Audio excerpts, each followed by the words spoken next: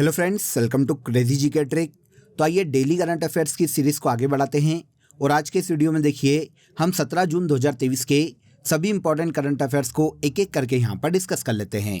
Video में and तक बने रहिएगा, इंटरेस्टिंग होने वाला है। अगर आपको इस टॉपिक की पीडीएफ को डाउनलोड करना है तो आप सभी जानते हैं कि क्रेजी जीके ट्रिक के टेलीग्राम चैनल पर या फिर क्रेजी जीके ट्रिक के एप्लीकेशन पर फ्री ऑफ कॉस्ट आपको इसकी पीडीएफ अवेलेबल है। वहाँ पर जाकर आप इसे ईजिली डाउनलोड कर सकते हैं। आइए आज के करंट अफेयर का सबसे पहला क्वेश्चन देख लेते हैं। क्वेश्चन देखिए, एशिया कप 2023 का आयोजन कहाँ किया जाएगा।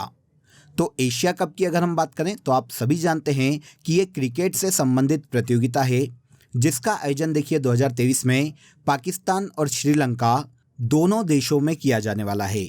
देखिए दोनों देशों में मतलब पाकिस्तान और श्रीलंका दोनों ही देशों में ये टूर्नामेंट हाइब्रिड मॉडल के तहत आयोजित किया जाएगा।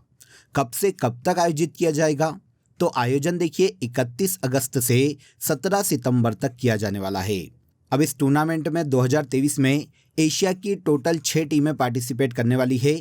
इंडिया, पाकिस्तान, श्रीलंका, बांग्लादेश, अफगानिस्तान और नेपाल, ये 6 टोटल टीमें जो कि एशिया के देश हैं, ये इस कप में या इस प्रतियोगिता में पार्टिसिपेट करेंगे।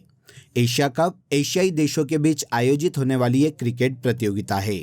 2023 में आयोजन कहाँ किया जाएगा, तो श्रीलंका और पाकिस्तान दोनों ही देशों में संयुक्त रूप से इसका आयोजन किया जाने वाला है। तो देखिए ये तो बात हो गई एशिया कप की।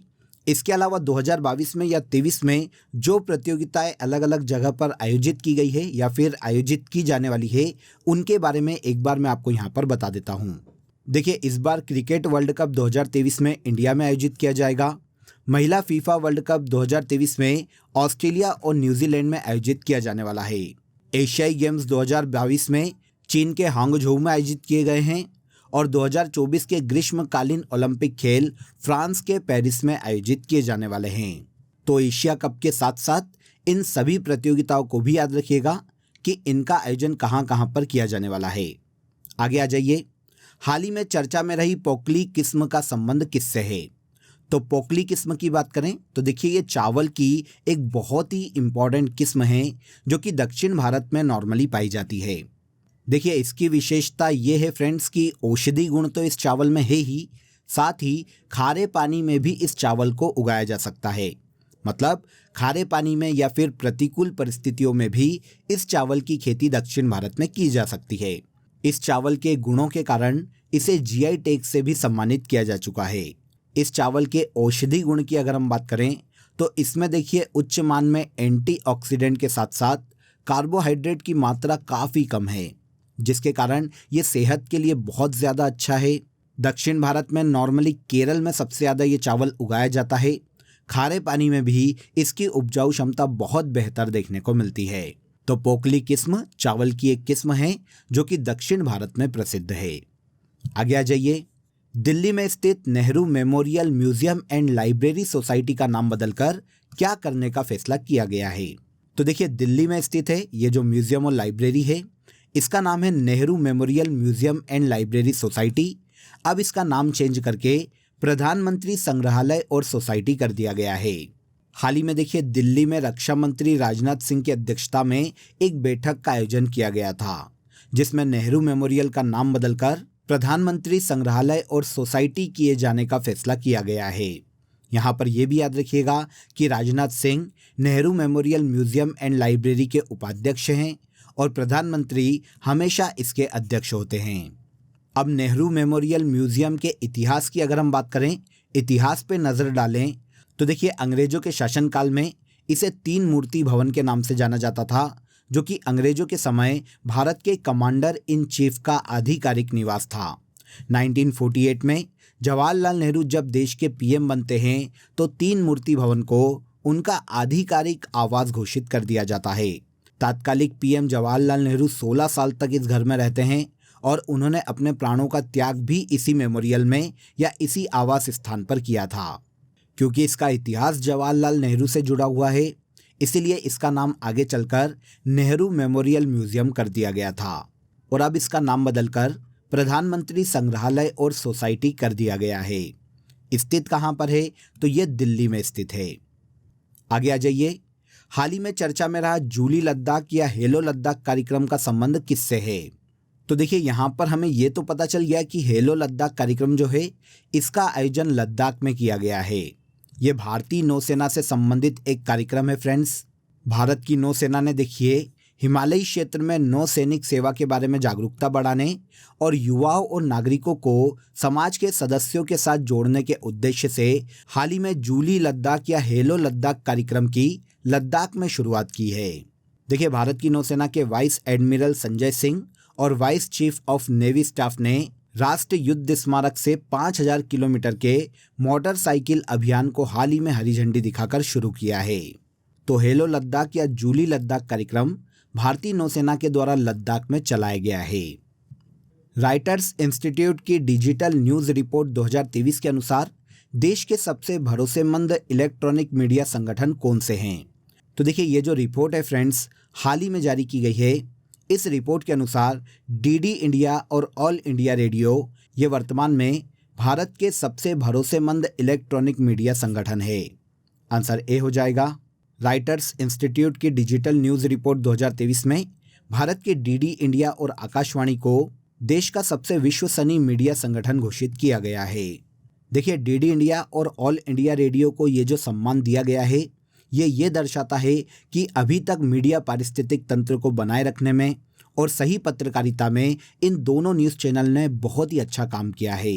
तो राइटर्स इंस्टीट्यूट की डिजिटल न्यूज़ रिपोर्ट 2023 में डीडी इंडिया और ऑल इंडिया रेडियो को सबसे भरोसेमंद इलेक्ट्रॉनिक मीडिया संगठन माना गया है।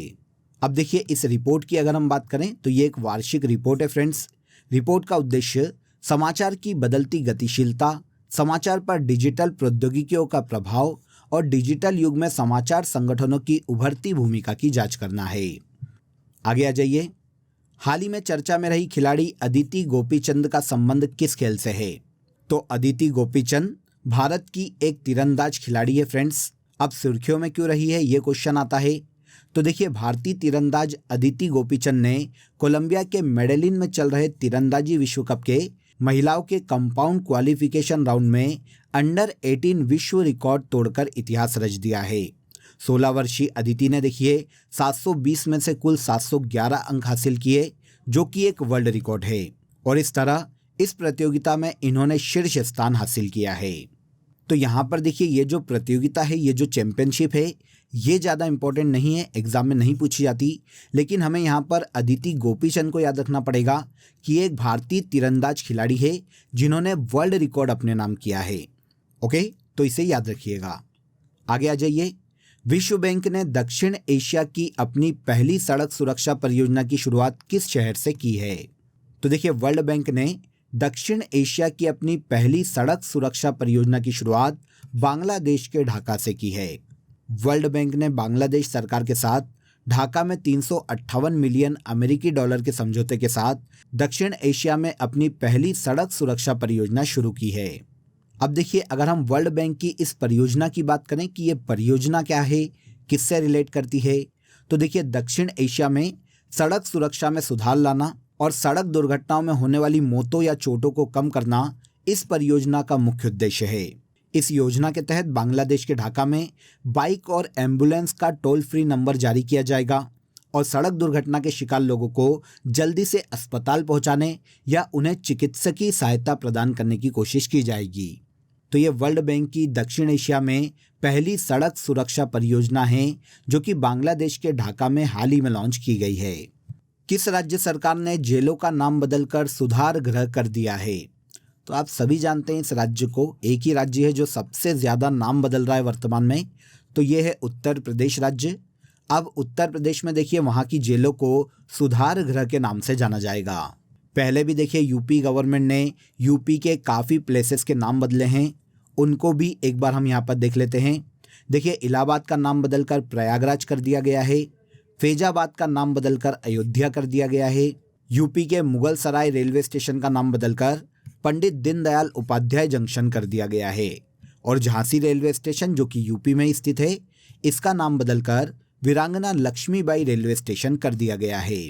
तो इस तरह से क्योंकि नाम बदले जा रहे हैं यूपी में, तो यूपी गवर्नमेंट ने यहाँ की जेलों का नाम बदलकर भी सुधार गृह कर दिया है। आगे आ जाइए। जेंडर सोशल नॉर्म्स इंडेक्स किसके द्वारा लॉन्च किया गया है? तो देखिए, इसी इंडेक्स को लिंग सामाजिक मानदंड सूचकांक के नाम से जाना जाता है, जो कि हाल ही में 2023 में यूएनडीपी के द्वारा लॉन्च किया गया है। यूनाइटेड नेशन डेवलपमेंट प्रोग्राम के द्वारा इस इंडेक्स को जारी किया जाता है। इसके अलावा ये भी याद रखिएगा फ्रेंड्स कि मानव विकास सूचकांक भी यूएनडीपी के द्वारा ही लॉन्च किया जाता है। अब ये इंडेक्स एक्चुअल में है क्या? तो ये सूचकांक मापता है कि कैसे सामाजिक मान्यताएं समाज में राजनीति, कार्य और शिक्षा जैसे क्षेत्रों में लैंगिक समानता में बाधक बनती है। इस रिपोर्ट में देखिए 91 देशों के डेटा को कलेक्ट किया गया है, जिसमें दुनिया की 85% जनसंख्या रहती है। यूएनडीपी की ये जो रिपोर्ट है फ्रेंड्स, ये अलग अलग 4 डायमेंशन पर बेस्ड है, जैसे एजुकेशनल, पॉलिटिकल, इकोनॉमी और फिजिकल इंटीग्रिटी। इन 4 आधार पर इस रिपोर्ट को तैयार किया जाता है।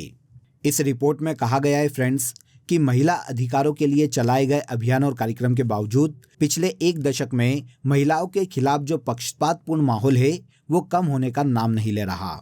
यहाँ पर देखिए कोई रैंकिंग नहीं है देशों की, इसीलिए केवल आपको इतना याद रखना चाहिए कि जेंडर सोशल नॉर्म्स इंडेक्स को किसके द्वारा जारी किया जाता है। तो ये जो रिपोर्ट है विश्व में लैंगिक समानताओं की बात करती है, ये यूएनडीपी के द्वारा जारी की जाती है। यूनाइटेड नेशन डेवलपमेंट प्रोग्राम की बात करें तो ये देखिए वर्ल्ड में कम विकसित देशों मतलब विकासशील देशों की सहायता करने और उन्हें सलाह और अनुदान प्रदान करने का कार्य करता है। इस संस्था की स्थापना 1965 में की गई थी और इसका मुख्यालय न्यूयॉर्क में स्थित है। जेंडर सोशल नॉर्म्स इंडेक्स और ह्यूमन डेवलपमेंट इंडेक्स दोनों ही यूएनडीपी के द्वारा जारी किए जाते हैं। इसके बाद आज के करंट अफेयर का सबसे लास्ट क्वेश्चन देखिए, विश्व मरुस्थलीकरण और सूखा रोकथाम दिवस कब मनाया जाता है? तो हर साल देखिए विश्व मरुस्थलीकरण और सूखा रोकथाम दिवस 17 जून को मनाया जाता है। पूरे वर्ल्ड में उपजाऊ भूमि के प्रति लोगों को जागरूक करने के उद्देश्य से और डेजर्ट के विस्तार को रोकने के उद्देश्य से पूरे वर्ल्ड में 17 जून को ये डे मनाया जाता है। 2023 में देखिए हीस लैंड हीस राइट विश्व मरुस्थलीकरण और सूखा रोकथाम दिवस की थीम है। संयुक्त राष्ट्र महासभा के द्वारा 1994 में इस डे को मनाए जाने की घोषणा की गई थी। तब से लेकर आज तक हर साल 17 जून को ये डे पूरे वर्ल्ड में मनाया जाता है। यहाँ पर थीम भी याद रखिएगा, एग्जाम में पूछी जा सकती है, इंपॉर्टेंट है। ओके, तो यहाँ पर देखिए 17 जून 2023 के सभी करंट अफेयर्स को हमने डिटेल में समझा। अब आ जाइए आज की फैक्ट शीट में हम हाल ही में जो समिट्स आयोजित की गई है उन पर एक बार नज़र डाल लेते हैं। पहली देखिए, जलवायु परिवर्तन पर पीटरबर्ग संवाद 2-3 मई 2023 से बर्लिन में आयोजित किया गया है।